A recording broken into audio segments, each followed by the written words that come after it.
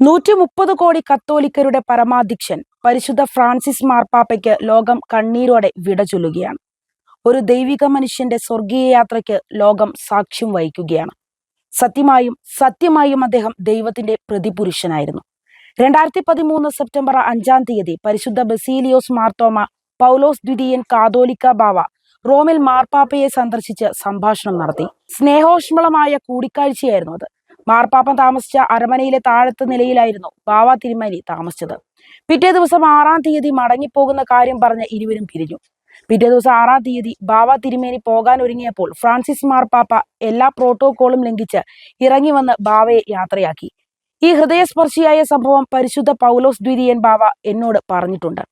ഇന്നത്തെ പരിശുദ്ധ ബസീലിയോസ് മാർത്തോമ മാത്യൂസ് തൃതീയൻ ബാവയും റോമിൽ ചെന്ന് മാർപ്പാപ്പയെ സന്ദർശിച്ചിട്ടുണ്ട്. 5000 ബിഷപ്പുമാരുടെയും 130 കോടി വിശ്വാസികളുടെയും പരമാധ്യക്ഷനുമായ ഫ്രാൻസിസ് മാർപ്പാപ്പയുടെ വിനയപൂർവമായ പെരുമാറ്റവും ക്രിസ്തീയ സ്നേഹവും മറക്കാൻ കഴിയില്ല എന്നാണ് പറയുന്നത്. പരിശുദ്ധ മാത്യൂസ് തൃതീയൻ കാതോലിക്ക ബാവ തന്റെ കൂടിക്കാഴ്ചയെപ്പറ്റി പറഞ്ഞത് ഇങ്ങനെയായിരുന്നു. ഭാരതത്തിലെ ക്രൈസ്തവ സഭാ അധ്യക്ഷന്മാരിൽ ഹിസ് ഹോളിനസ് എന്ന് മാർപ്പാപ്പ സംബോധന ചെയ്യുന്നത് മലങ്കര ഓർത്തഡോക്സ് സഭയുടെ കാതോലിക്കയെ മാത്രമാണ്. പരിശുദ്ധ കാതോലിക്കമാരുടെയും കൂടിക്കാഴ്ചയ്ക്ക് കൂടെയുണ്ടായിരുന്ന ഓർത്തഡോക്സ് സഭ വർക്കിംഗ് കമ്മിറ്റി അംഗം ജേക്കബ് മാത്യു തനിക്ക് മാർപ്പാപ്പ ആശീർവദിച്ച കുരിശുമാല തന്നിരുന്നു.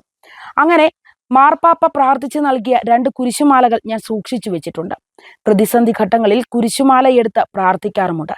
വിനയത്തിന്റെയും ദൈവസ്നേഹത്തിന്റെ പ്രതീകമായ ഫ്രാൻസിസ് മാർപ്പാപ്പ ഇന്ത്യ സന്ദർശിക്കുമെന്ന് പ്രതീക്ഷിച്ചിരുന്നു. ഇന്ത്യയുടെ പ്രധാനമന്ത്രി ക്ഷണിക്കുകയും ചെയ്തതാണ്. അത് സാധിച്ചില്ല.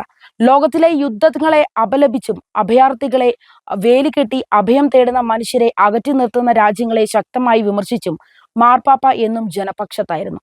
ലോക നേതാക്കൾ ഫ്രാൻസിസ് മാർപ്പാപ്പ വിട പറയുമ്പോൾ മാർപ്പാപ്പയെ സ്തുതിച്ചും ദുഃഖം രേഖപ്പെടുത്തിയും പ്രസ്താവന ഇറക്കുക മാത്രം ചെയ്യുകയല്ല വേണ്ടേ. ഫ്രാൻസിസ് മാർപ്പാപ്പ ജീവിതത്തിൽ കാണിച്ച വിനയവും മനുഷ്യസ്നേഹവും ഉൾക്കൊണ്ട് യുദ്ധങ്ങൾക്കും അനീതികൾക്കെതിരെയും പ്രവർത്തിക്കുകയാണ് വേണ്ടത്. തന്നോട് കാണിച്ച സ്നേഹത്തിനും പ്രാർത്ഥനയ്ക്കും നന്ദി പറഞ്ഞ് പരിശുദ്ധ പിതാവ് സ്വർഗയാത്ര ആരംഭിക്കുകയാണ്.